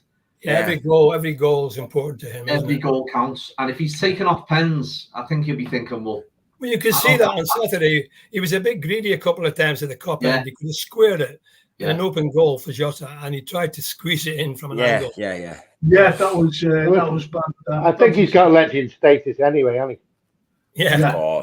Of course. Yeah. Also, we never criticized Carlyle. He's been a genius. He's amazing. Yeah. But as Ian said, he's got to sight some things, and you can't leave the man out. And when he was taken up against Chelsea, this man can score any minute in the 90. Yeah. Because Ben Doak is even on bad days, yes. And at some stage, it's going to, as this season goes on, Ben Doak's going to get quite a few appearances, and I think he'll, and it's when he's got to integrate him into the team a little bit. I think And I think when he took Salah off, I don't think Mo had much to argue about, really, to be honest. I think he's protecting him as well, isn't he? He doesn't want him to be injured towards yeah. Well, yeah, it is a lovely comment. You know, we're all arguing and everything else. And Valley says, as a beginner, just learning the game, must say, I thought our team looked super. I was thrilled. We all love you, Val. We all love you. We had Tommy, like playing some games. Yeah. And I used to phone him up half time, all the time, we're playing away. When are you watching the game, Tom? Behind the couch. Behind the couch. You watch the game from behind the couch as well. So, under the bed. This is nerve-wracking. This is the fans, this is everything. And Valley, coming out and saying that, I think it's great. I really do. It's a great opinion. Can I just ask this question here? And I think it's a cracker. I really do. And it's from Neil Broderick. My question to the panel. Yeah, I'm getting called a panel here.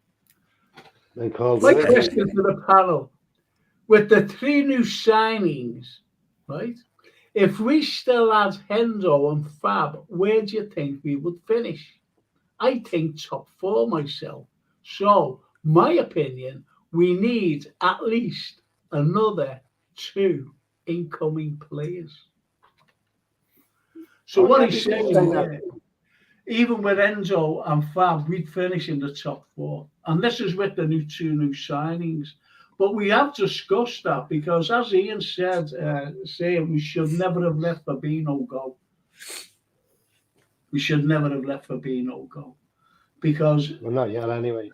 You look at the Fab, he was pivotal in game. All right, but people tend to think that Fabinho was awful. It reflected on everybody last season. It reflected, and when we got some stability, don't forget, in the last few games, the last 10 games of the season, we could have said to Fabinho, "You can go in January." Yeah. Good point. Couldn't we really? Better the new fellas in, and I said, "Yeah, you can go in January." Once in the same way that Gakpo came in January and Fabinho left in the summer. But do you think that, all right, saying that, do you think we would have brought McAllister and Szoboszlai in? Yeah. If he would have stayed, because that money, that was 40 million, that went on the players that we bought. I think we would have, but going on the net spend thing again, I think we're 58 million up to now, aren't we? 58 million up, 58. are we?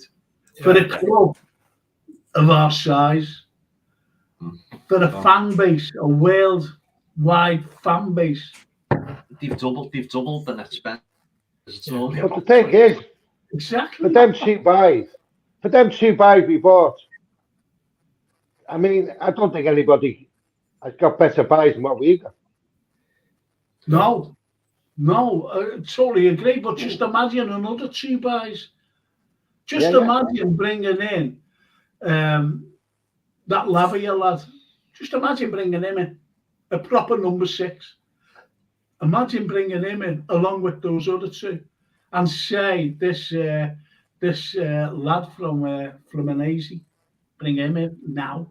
Just you've got 110 million sitting in the bank there. Go and buy them. But they won't. That's the problem, Tommy. They won't. I know they won't. The game. Would you have thought? Frank, I think Lavia was only potential, Yeah, he was. He was in the finished article. He can't get on. He's not on a bench on Saturday. A young lad. He's got a lot of learning to do. Well, I said we don't need more potential because we've got more potential here. Apparently, he chose Chelsea because they've got a history. Oh yeah. Nothing to do with the money he was offered. No. I think someone needs to have a word in his ear about historical football clubs. A 9-year contract might have something to do with it. Yeah. What about Declan Rice? Would anyone? I would have loved him. I would have loved him here. Remember, Tommy, when we were chatting on the phone and it was all rumours and, you know, I would have loved him here. Mason Mount and young Rice. And we said we'd love Rice, didn't we? Yeah. We got Rice in that. I would love to have seen him here. Yeah, he's a good player. And there's been other talk about Calvin Phillips. What would you think about him? I think he's better than anyone. Say again. You think they'd sell him to us? I wouldn't have thought so, but by all accounts, we've had a little dabble. Yeah, well, I hope so.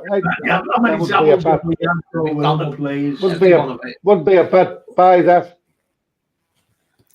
Well, he's a homegrown player. He played for England. Yeah. Exactly, George. That's really important. Homegrown player. Yeah. I don't think City will sell him to us. I'd be very surprised. No. There's a philosophical. I think it's more poetry than anything else. My idea of overseas veneration, says Vase of Flowers, of LFC is what keeps me warm when the winds are chill. The winds are chill right now, but we shall endure. Sounds like Churchill. Hang on, who is he, this fella? Brilliant. Sounds like a bard. Yes, the Vase of Flowers, the bard. Charlie Woods, we know what we need. We just don't want to spend more than 40 million for a player, says Charlie Woods, and he's spot on. Yeah. Tell him, Tommy, we bid 110 million for Caicedo. Exactly. We got 110 million, eh? But did we? Because I go back to Shumani. I've got to be careful to say I said to you, Tommy, there's no money there for him. I'm telling you now. And they had Jude Bellingham. I said, there's no money. That's just a carrot to the fans, not to anybody else, but to the fans. That's a big carrot. Oh, look what we've got. We're going to spend. He's just done it again, Henry's just done it again. The thing is, it's one thing offering 100 million for a player, but what are the wages we're offering? You know, that's the big thing, because we've been, you know, the bid was accepted by Brighton, yeah. But then, you know, they've used us for personal terms to get more money out of Chelsea. So, said if you come here, you'd have to go on pension credits. but that's it, isn't it? We've got this, you know, Shumani, Bellingham, players that were ready to throw 100 million, about 80 to 100 million. What are the wages we're offering them? Brighton must be laughing all the way at the bank. They paid £4 million for him. They sold him for 15 million in the top of the league, and they scored 8 goals. Yeah. Just imagine if Kaiser had to play, you know. Just imagine that. Every time you mention his name, I get a shiver down my back. Gets injured the following week. Yeah, he won the X-Ray Cup. Maybe. What's his Brian's? I just think if we win this Sunday, how big this will be for us. Yeah, of course. Huge. There's a lot of cocky Newcastle fans out there at the moment. Is that what did he say? Yeah. Well, you know, I know there's one lad who said, you know, like, he's a good lad. He said, you know, but he's confident of them finishing above us. He said, do you think you'll finish above us? Why wouldn't we be confident? The Geordie fans are great fans. The Newcastle fans? Yeah, great fans. Great fans. They're very passionate, aren't they? Yeah, they are. Yeah, it's a one-club city, though, isn't it? Yeah. But don't forget, they're coming off a defeat, aren't they? Yeah. But I think they'd have sort of taken that defeat, wouldn't they? They'll be up for the game against us. I think if you look at levels, they'll be looking at beating us to prove a little point on Sunday. And that's why I'd love to beat them. Love to beat them. Yeah. Was that Kevin Keegan? Don't do it, Kevin. Yeah, there's another bars here. Stephen Snape, our atmosphere is the envy of the world sport. It transcends just football stadiums. It covers the whole spectrum. Our supporters' lyrical spontaneity is unmatched. Yeah, 100%. Well done, Stephen. Stephen, That's you why all the you teams don't look like a bad. Greatest of them all. Great words.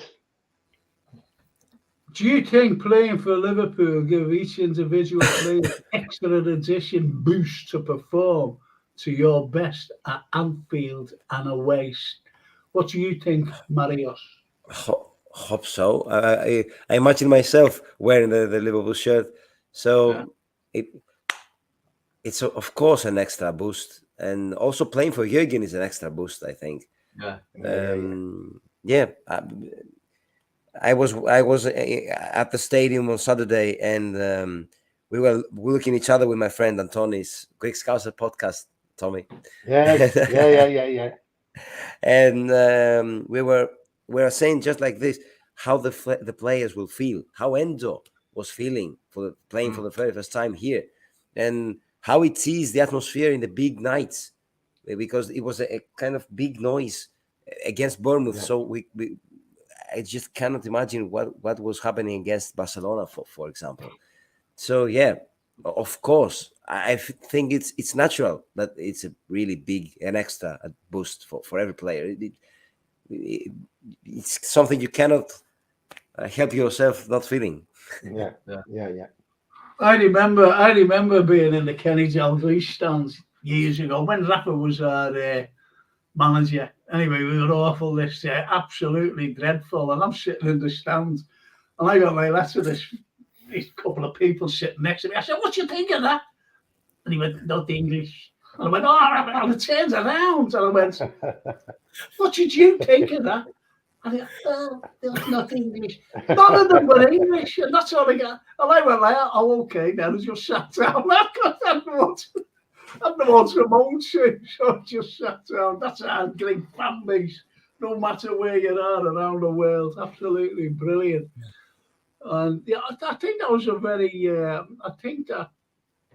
very, good question. Can I just say on that, right? I think, do you know what? Something that sort of missed the last few years with the new players coming in when they go to the Hillsborough Memorial at Anfield, or when they Yeah. And I think if you're sitting in that service at Anfield, you realise who you're coming to play for. And I used to always think of the new players and what they thought, their thoughts going through their minds when they were in them services. Obviously, that it's finished now, obviously. But so playing for Liverpool, especially going to a service like that and then going to Anfield on the following week a week later in April, and playing at Anfield in front of the crowd, they must have thought, that must affect them. You know what I mean? That must have affected the new players. Absolutely. Yeah. Marios, when you were sitting in the cup, was it as good as that you thought it would be? It was better than I was thinking. There you go. Yeah, it was something I couldn't imagine. Yes. It was, as George said, goosebumps. Yes. Marios, did your arms weak when you had to pull the flag over? Yeah, I was under the flag. Yes. Yeah. Yes, incredible. Great, man. Yeah. No words. Really, no words. And when the final whistle blown, I turned to my friend and I said that was the beginning. We will come back soon. Oh yeah, you definitely come back. And drink some beers also. Drink some Guinness. Yeah, man. Thanks for everything. Thanks for everything. Don't want to put the fires out now. Hopefully, Enzo can do it, and our attack will do the rest. This is what we're all open for, to be honest. This is what we're all open for. Yeah. And Jake Kismet says, didn't want Bellingham 100%. The hype and soap opera that followed was like a little OTT. And I think he's right there, actually. I really do think he's right. It was over the top about him. it's over the top with anyone we're linked with. Even now we're talking about this Andre lad. We've never seen him play really, have we? We're all going, oh, come on, get him. Last week with Lavia his price will go up 10 million. I trust Klopp. As soon as they're mentioned, we're excited because you think, well, but we don't really. And this is what we're hoping for with Endo, is that he has gone under the radar a little bit. Klopp, they were looking at him anyway, but obviously his age didn't go in his favour. So, so maybe we will be really surprised with how this turns out this season. Let's hope he's looking at least another 2. Say again. Let's hope he's looking at least another 2. Yeah, but that's all wishful thinking, in my opinion. And Jake Kismet says, and it's only what George mentioned this fella briefly, and we never gave him any credit. When George mentioned him, McMahon was no nonsense. What a player! Yeah, Stevie McMahon. Yeah. Do you remember? I remember he got sent off at Anfield not long before he signed. Yeah, that's right. Jimmy Case is another one. Casey, yeah. And Souness waved him off as he got, and that was a lesson he learned, I think, McMahon. But I'll never forget the goal we scored against Arsenal when he kept the ball in play. Incredible. I'm in the cop looking at that, thinking, I've just witnessed greatness there. Yeah. He went and sat in the paddock for a couple of minutes, got back out, got the balls past two Arsenal defenders. He kept it in play, didn't he? And just went right through. And it's one of the most amazing things I've seen on a football pitch now. I can't get my head around why players don't want to come to Anfield. Just isn't. I just cannot understand it. I played a long time ago at Liverpool, and I must have played over 80 times at Anfield. Yeah. Okay, they were all in the reserves, and I only played 3 games in the first team, and they were in the Lancashire Senior Cup, so it wasn't that good. But the thrill I felt walking onto that pitch as a young lad at Anfield, even with that 8,000 crowd reserves, scoring into that goal at the Cup, I didn't realise that. It would have been amazing, that. And people have said to me since, you were lucky. I said, no, I wasn't lucky. I didn't get in the big team. No. But no, you were lucky just to put the shirt on, just to go onto the pitch. And I do realise that now. It's taken me many years to look back and get over the disappointment of not making the breakthrough. But I do realise I was very lucky to be there with that great man and those great players and those great members of staff that built the Liverpool legend from the ground up. And that's what I said last week, George, with Casido and Lavia. Obviously, Jurgen Klopp had never spoke to them 2 players. If he would have spoke to them, they would have been at Anfield. Yeah. Well, maybe they were just the wrong type of player. They just wanted London bright lights. Yeah, because it shows you he didn't speak to them. So really, they weren't in silence. It annoyed me last week because Sky were talking about the pull of Liverpool and the pull of Chelsea. And they were trying to talk about the recent successes of Chelsea. Never mind our recent successes. No, we had none. But, what annoyed me was they totally sideswiped the money. These players went to Chelsea for the money. Yeah, they might win trophies, but there's no comparison with playing for Liverpool and playing for Chelsea at Stamford Bridge. They went there because they were offered better terms. Yeah, that's as simple as that. And the agents. But the thing is, Ian, you know more than most people. The media have got no time for Liverpool Football Club. No. None of them. Oh, we know that, yeah. I don't think the refs have either. I'm going to ask 2 questions here, boys. And Soulboy France says, then I'm going to down to Abdul Rahim. We can't go back to 4-3-3. We've gone unbeaten with this system. Still having nightmares about Brighton, Brentford and Wolves, etc. Now, I'm going to right to Abdul here, and he says, how much time will you give to Darwin Núñez when Haaland is banging goals? It's unfair to compare them. No. Yeah, it is unfair. It is.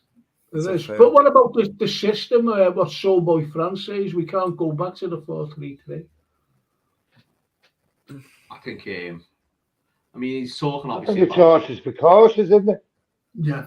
I mean, we never really played 4-3-2. We did, but we had the fullbacks bomb. They were coming into. Yeah, They the were fullbacks two come wingers. down the line. When he Yeah. has energy. Yeah. And this is when you had the likes of Mane. Mane was a great chaser. Yeah. Back. Yeah. Yeah. People forget about Exactly. that. Nunes Exactly. doesn't. Diaz doesn't do that in the No. same vein, does he? No. No. Not at all. I think Diaz, great player. I love him, and Yeah. to play every game.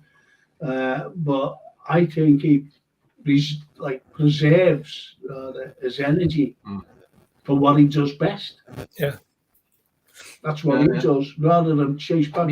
The only winger in our books who can run forever and ever and ever is Mo Salah. Yeah, he chases back. He chases back, Yes. and goes forward. He's just an unbelievable player. I'd actually say there, there's two players that aren't in the team that run around all day: Elliot and Ben Doak. That's right. They They do. chase down. They credit for that, definitely. Yeah, and But when you seen Elliot come on against Chelsea, Yeah. the team looked different. The team looked great. yeah, He's an energy in. he's another good option, and we never really mention him. Elliot, And he's Yeah. playing out of position, but he's been playing okay when he plays. I think He never does much wrong, does he? But he needs to finish. He needs to get to the edge of the box and get a few shots in, score a goal. yeah. But fans are split on him, believe it or not. Fans are split on Elliot. Some were saying put him out on loan. And this is the point. Come on. No, I wouldn't do that. Well, I think I'm just telling you what. It's your fault. Yeah. What do you mean? Put he's him a on young some- lad with a lot of skill and You talent. man. No, fans were saying send him out on loan. Well, he really and did that to Blackburn, didn't he?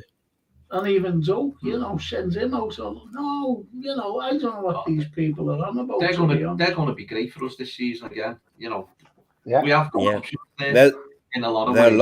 a lot of games. There's a lot of games, and also Yeah. the group What stage else? of the Europa League Yeah. is a great chance for players like them. Yeah. Yeah. A big fight for places. I'm Yeah, looking exactly. forward. I mean, we speak a lot about the negatives, but I'm looking forward to us seeing how this works out over this course of the season. Whoever we bring in now, because they are still knitting together, and when it clicks, if we find the right, Yeah, the blend, yeah. it's coming. It will come. It will click. I just got to say hello to Jamie Phillips. Hiya, Jamie. Big up Frank and panel. Thank you, Jamie. If you're still Jamie. if you're still listening to us, need your taste. You all right, Jamie, lad? Yeah, good lad. Isn't he? Isn't he great, Jamie? I did. He's a great character, isn't he, Jamie? Oh, yeah, There's yeah. there's a question for George. Actually, she's been listening in, and Anna Valley. And she says, "May I ask a personal question, please?" Now, isn't she polite? Yeah. It's not just diving in with her feet first. And she says, You know she's not a scouser. Yeah, exactly. When George comments on his background experiences with football, he seems to grasp the game from a manager's position. You need to buy the book, Valley. Yeah. Yeah. Wow. Frank's got one. Yeah, I've got one. You'll be all right, Valley. Very kind of you. A lot of people used to say to me, "Why didn't you go into management?" No, I ran a mile from that. I wouldn't touch that with a barge pole. That's a real tough job. What You're about too being nice, George. A teenager, a pundit? You're too nice. a pundit. Well, I'm a pundit here, but you boys, Yeah. I'm with the greatest pundits on the web.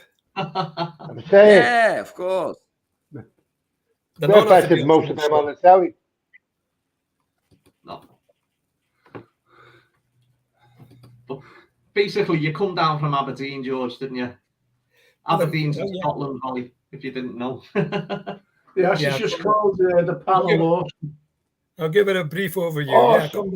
I come down from Aberdeen at the age of 15, signed for Bill Shankly, played at Liverpool for 5 years, and then I went back to Aberdeen, to my hometown club, my first love. I played there for a year, had a serious injury, finished my career at Aberdeen. Then Bill Shankly recommended me to a team in Port Elizabeth, went to South Africa, won the league championship of South Africa in 1967. Had an incident with a guy who broke into my apartment at the end of 2 years contract. Sid Reeks, the chairman, happened to be in Port Elizabeth, told me when I come back to Liverpool, go and see Shanks. He fixed me up with a club. Shanks fixed me up with Tranmere Rovers, played 60 games for them, and then retired, and then got a proper job. There you go.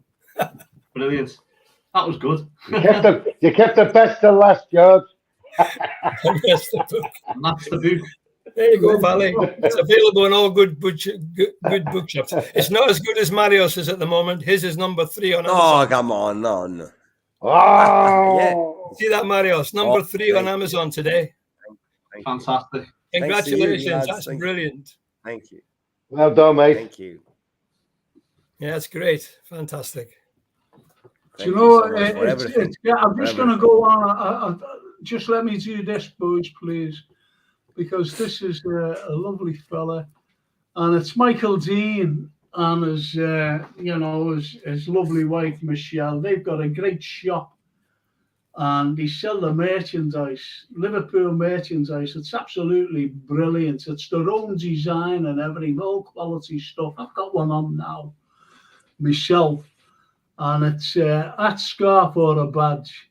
And if you go online at scarf or a badge.com, you'll see their merchandise, and it does get sent out to you. But they're open for 2 hours. Is it 2 hours every match day? Yeah, I think so, yeah. They're open, before the kickoff, obviously. So just go up and have a look at some of the stuff. Even if you didn't want to buy any that day, just go up and have a look, see what. It's fantastic. It really is. Anyway, that's that scarf and badge. It was also his birthday a couple of days ago. Yeah, he was 50, wasn't he? Yeah. Yeah, all the best, Michael, if you're ever tuning in to us. And this lad here, the Jamie Phillips, he's unbelievable. He really is. He's a smashing lad. I think he's on Thursday as well, with Jeff Goulden, by the way. Oh, my God. That's 2 great lads. Yeah. Absolutely. An evening with Phil Thompson. I've got to mention this because can you see that? Yes. Oh, can you? Yeah. Can you read it out then? If you want me to, yeah. Yeah. So, the Martin Gallia Project presents An Evening with Phil Thompson. An evening with Liverpool legend Phil Thompson, including a questions and answers, entertainment, auction and a raffle on the 14th of September 2023 at the Little Theatre in Birkenhead. Excellent stuff. Tickets are £25 and available on, I can't see that. Yeah. Well, there's someone will find them, won't he? Yeah. You'll be in Turkey, Frank. Yeah, we'll be in Turkey. Very nice. Yeah. We will be in Turkey, won't we? Yeah. The social one by some fella named Marius Manzos. I don't know where he's coming from with this one. But I think I love the little title there. Why Jurgen Klopp was a perfect fit for Liverpool. Yeah. Brilliant. And there was a smashing thing what some fella said at the, the signing. Yeah. He said, you can pick this book up and go to any page and you won't get lost. Very nice. Yeah. I thought that was brilliant by that lad. Thank you so much. And there's all the Jeff Goulding ones, including the Lost Shankly Boy by some other fella, like this fella here. Never a clue who he is. But it was great. Do you know what? Can I read what he put? It's a fantastic picture, that. He gave me a signed copy, people. He gave me a signed copy, George. And there's what he put. I've got to read this. If I can get it. I can't do these pages, But that'd be better than mine. Oh, right. He says, I don't know what bloody page it was on. And he says, to Frank, you found the lost Shankly boy. From one true red to another, you'll never walk alone. Yeah. the signature. Oh Thank you my so much for God. that, George. And it was some lads, wasn't it, on the show, on the pod, who said, Frank's found the lost Shankly boy, he's lost no more. I thought that was a fantastic little comment from that lad. And obviously, the voice of Anfield, who was there on the night, Yeah. Yeah. the wonderful Got George. photos to prove it. Yeah. It's He's great coming on night. the show, you know, by the way. He's coming on the show. Is he gonna really? Yeah. We'll be in Yeah, good to see him. but we'll be in. We'll be in. We'll be in Turkey, mate. You still come on now. No, we're coming on, aren't we, as guests? Is that when me and Francine is it? Yeah. And seen in the chair. We had dreams and songs to sing. Could you imagine him and our Francine together? I won't get a word in edgeways for No. once. No, you won't. You won't. If she brings your mate with her, you've got no chance. I'll be making the tea. Hey, I'll be making the tea. Oh, you will, mate. Oh, Richard Hutchinson says, great show. Everyone on the panel and live chat were wonderful, respectful, kind, nice, and knowledgeable. You'll never walk alone, and justice for 7. We want Very the nice. best for Liverpool and push the club forward to win. Isn't that lovely? Well said. Great. Isn't that Thank you very much. absolutely lovely? Well, you know, these are Nice. ordinary, just friends. Might be drunk though, mightn't he? They've just knocked back 25 million for Andre, says Charlie Wood. 25. I don't know why they're messing about with that. Why are they messing about with that? Yeah. Just pay them what they want and get the boy. That's one of the pluses about going straight to South America rather than waiting for them to come to Europe, isn't it? Because that's not a high price, Yeah. but Yeah. you know, and that's I think what we need to be starting to do. You know, it's what we need to start doing. No, instead of paying, well, attempting to pay massive money for players. Lamia says he's gone to Chelsea for the history, says Charlie Wood. Yeah. Flower show. The history of the flower show. The flower show, yeah. The Royal flower show. The Titch March. Kismet, you never top show at Frank and Crew. Thank you. You'll never walk Thank you. alone. Oh, brilliant. Thank you very much. I love Elliot. He's young and passionate, and we need that, says Lorna Blenko. Are you, Lorna? Yeah. Totally agree with that. I think, yeah, obviously. These know what they're talking about. You know, the girls, absolutely. Top wears Richard Hutchinson. You never walk alone. Isn't that lovely, says Jay Kismet. And it is. It's a wonderful comment. I do think our business is done, says Anne. Lovely, Anne. I think there might be another surprise on the horizon. Yeah. Well, you know, let's hope that there is, Tommy. Yeah. Jay Kismet, thank you, and you're welcome, says Richard Hutchinson. Oh, Dorothy Langham. Oh, mamma mia. Let's see. Ronnie Moore and vibes with a Shankly voice. That's right, that's what we need today. George was trained by Shankly and he's Scottish, as he keeps telling me. Says Dorothy. That's Dorothy. Hi, Dorothy. She's a lovely person. She's a lovely, lovely person, is Dorothy. She is. And Billy Little, what a man, says Anne. Yeah. Lee Brady, top show as always, lads. Lovely, thank you. Cheers, Lee. Thank you. Absolutely. And I don't know where I'm up to be honest. Pan of Scouts. Isn't that? You can't get that, can you? I know. You cannot get a better name than Pan of Scouts. I was on a podcast. I was on Jamie Phillips' podcast today. And I put it up, you know, I said, you can't get a better name than Pan of Scout. And he got back to me, he said, We Scousers know what we mean about that. And he's right, isn't he? Pan of Scouse. Yeah. Pan of Scouse. I thought that was fabulous. I really did. Isn't it good, though, you know? And what you just said, George, Valley says, oh, my God, George, wow, I'll get the book. You have to. That's lovely. Thank you. Get mine out. What's got out of Prince and just put it up. Anyway, I'm going to buy. Yours is in hieroglyphics.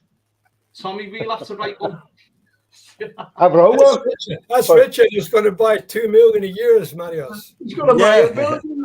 I'm going to buy a billion. Buy a billion of mine. Thank you. Blatant advertisement there, lads, says Dorothy Langman. So I'm messing with my sentences, says Jay Kismet. You know. That's lovely. Buying your book, George. That's lovely, says Anne. They're both great reads, the two of them. Brilliant reads. Pan of Scouse. I love that. I love that name. I really do. I think it's the best name ever in the world. I really do. What's the name of the book? What's the name of what book? The Lost Boy. No, that's Yeah. And The Social. Social one. I mean, it just showed them. Yeah. Oh, is that what he said? What's the name of them? What's the name of the book? Yeah, I just stole them up while I read these. Well, Oh, thank you. going the wrong way. Can you see that? Yeah. The social one and the lost Shankly boy. The Social one. The social one, yeah. By Marios Manzos. Oh, sorry, yeah. I put that on. I think he was asking for George's book. Oh, But, yeah. you know, I trying can't to really get see there with the light, but that's The Lost Boy. The Lost Shankly boy. I'll see. Tommy, you all that a minute. Yeah, stop it. This is nuts, this. Yeah, let's just go back. Yeah. There it is. That's that. The Lost Shankly There boy. it is. Anfield journey. Okay? That's the book, right? And this one, the social one, by Marios Manzos. How's that? Is that okay, boys? And Jake Kismet says, we're in Turkey, Frank. Top country, our friends there. Don't tell him, Frank. Don't tell him. You'll all be sitting in the apartment trying to get in. Don't tell him, Frank. Don't forget your ginger nuts, Tommy. Come on, Joe. Hey, there we go. Yeah, I say. We can't bring George anywhere. Because that's what going on about at the Marriott Stein. Shouting over to Tommy, where's your ginger nuts, Tommy? With a stop.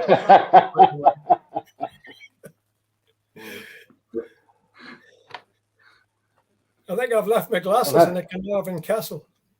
Have you? That was funny, that one. That was funny. I had to buy these things. I was saying to him, I use my glasses and he's putting glasses on, he's using them. Different, like, and then the glass fell out. One of the glasses fell out. I've left them there, Tommy. I've left them in the pub. Never mind. Have you? Nobody will rob them, George, you know, right? No, I've only got one glass. The book says Jane Kismet, and you never walk alone. Richard, Abdul, you never walk alone. And Dorothy, I'm telling Francine, oh, that's the end of you. I'm not, no more. And FSG, that themselves, thinking we ain't spending 20, oh, come on, Anne, come on, behave yourself. George can buy us a DM. Let's all buy it. The Lost Boy, that's Peter Pan. There you go. The Lost Boy, Peter Pan. I've got George's book, info. Thanks, Jay Kismet. That's brilliant. Thank you. Hope you get one. The social one, why Jurgen Klopp was a perfect fit for Liverpool. Oh, thank you. Brilliant. It's Charlie, and there's the link there, boys and girls. That's the link. And some sexist comments there, Richard. Ooh, she's done it, and she's on again. God, don't sell him, Pike. Absolutely. Is that so scared of the dark? That's the only one says, and we'll end with this. Good night, lads. Great show again. It's been Thank you. Wonderful. We're away, aren't we, in 2 weeks? So him and our Francine. The way he looked at him. We'll be on next week. Down here, We're away next week, Frank. Yeah, we're here next week. Yeah, I'm away next week. So you're away next week. Are you away? I'm away for a week next week, so I won't see you for a couple of weeks because you'll be away. Well, there might be a few. Yeah, you will. Yeah, obviously. Yeah, you'll be on. Yeah, of course. But anyway, we'll be back. We'll be back next week. The one after. Yeah, we'll be on next week. We'll be back, won't we? With Arnold Schwarzenegger. Oh, Marius didn't read that. Not from me, it says Dorothy Lang. No, this is why we're getting moderators here, to stop all the trolls. These naughty little things coming through. All these women throwing themselves at us. I just, this is what I mean, I just read them out because they're coming thick and fast. Go Reds. Brilliant.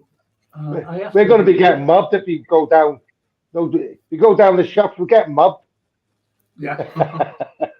Yeah. Right, I might do that. I can show my book, couldn't I? No. My book. Oh, your book. Do you want to see it? Yeah, I'll show you it. I've got it here. Have you coloured it in yet? Seen it before. Have you joined on the dot shop and coloured it in? I don't know where it is. I thought I had it, but.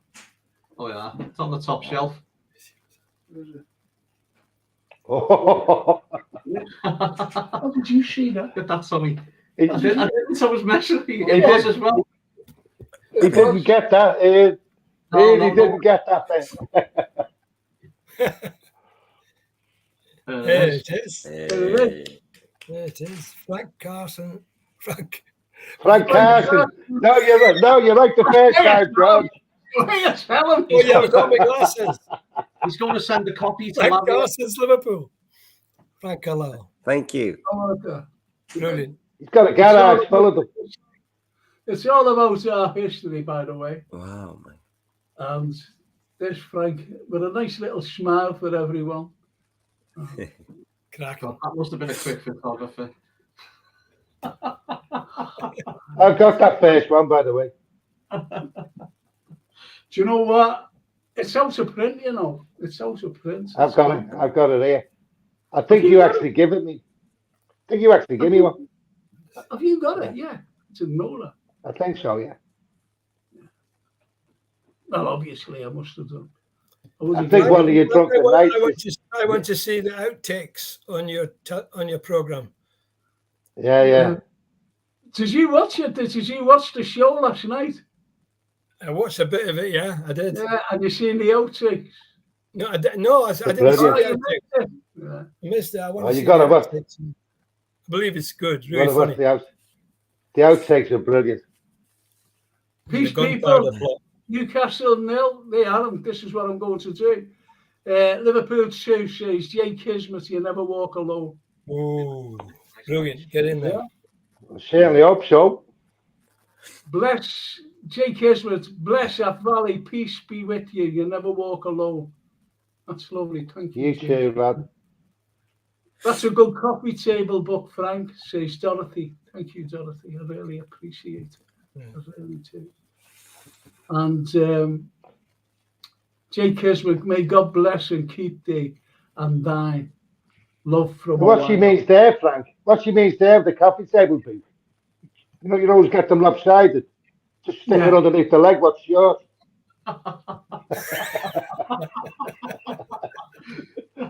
Yeah, I'm going to Italy in a few weeks' time. Definitely going. I'm going to a nice little Sorrento, you know. I'm going there. Oh, right, yeah, it's lovely day. Everywhere. Go down to the Yeah, but foreigners. don't. Oh, yeah. Anyway, I've got to end. All the people are getting fed up and throwing things at the TV. Right. All this joviality. Listen, boys, it's been a hooter. It really has. It's been great. Thank you to all the lads, the podcasters, tuning in and asking the questions. I'm sorry I couldn't get through every question for the lads to answer, but it's been absolutely brilliant. Thank you, Marios. Thank you. George. Thanks, Frank. Thanks I'll see you in a couple of weeks, when you're home again. Yeah. I'll be back a week on Tuesday. Hope you have better luck on this holiday, mate. Yeah. By the way, Tommy, have you seen what's behind me on the wall there? I have. I've seen it. Yeah. Thank you very much for that drawing of the main man. Thank you too, mate. Thank you too. I knew you'd love that. That's super cool. That. Yeah. It was an honour and a pleasure. Brilliant. Marios and I. It was really, really love. I love you, Frank. Says Bally. Love you too, Bally. Really. Hang on, there's 4 of us here. Good night, Bally. Good night, Bally. Even Spain. Get away. Thank you. Goes on for half an hour. Oh, isn't that lovely, Hello. Jake? Bless Marios, you'll never walk alone. Thank you so much. Thank you so much. Yeah. That's great. Bye. Good night. Night, lads. Thanks. Good night, Dorothy. That's Good night, Dorothy. Never walk Good night. alone, Dorothy. You better get back on that yellow brick road, love. Just for me to say, I'll see you all next week. I'll see you on all the poddies here. I'll see you all on Thursday because I'm back on Thursday, and it'll be great because I've got Daz from America, another well, he's an expat tuning in from America. He's on the panel. I've got Jamie Phillips. I've got Brian Brunel, I think, as well, and Jeff Goulden. Yeah. I've got give Jeff my best wishes. Say hello to Jeff for me, please. I will. And Marios. Thank him for me for what he's done for me, and I love him. Yeah, he's such a great lad. Great lad. Great lad, yes. As well. Yeah. And it's just for me to say, honestly, boys, thank you so much. Thank you so much. Okay, have a good holiday, Tommy. Enjoy your holiday, Frank. Bye, Marios. I'll see you next time. Hey, George. Bye, Ian. Thank you. Good night, God bless everyone. Good night, God bless. Bye, Bye, Marios. Thank you, Marios. Thank you. Bye, Frank. Ta-ra, Ian. So, what did you think? Fantastic. Are we off now, are we? No, don't swear. Do not swear, whatever you think. Nearly caught me up. Yeah. Isn't that? Yeah, look at that. That's a cracker. I wish that was a scene. Good night, John boy. Good night, boy. Good night, John boy. That's what it was like, wasn't it? Yeah. Good night, John boy. Good night, Grandpa. Good night, Grandma. Good night, Ellie Mae. What was her name? Sue Ann. They all had double names, didn't they? Double barreled names. Yeah. Sue Ann, Ann, Billy Ann, and Joanne, and I'm going off air here. I'm backing up. Anyway. What are you like? Have I gone off yet? No.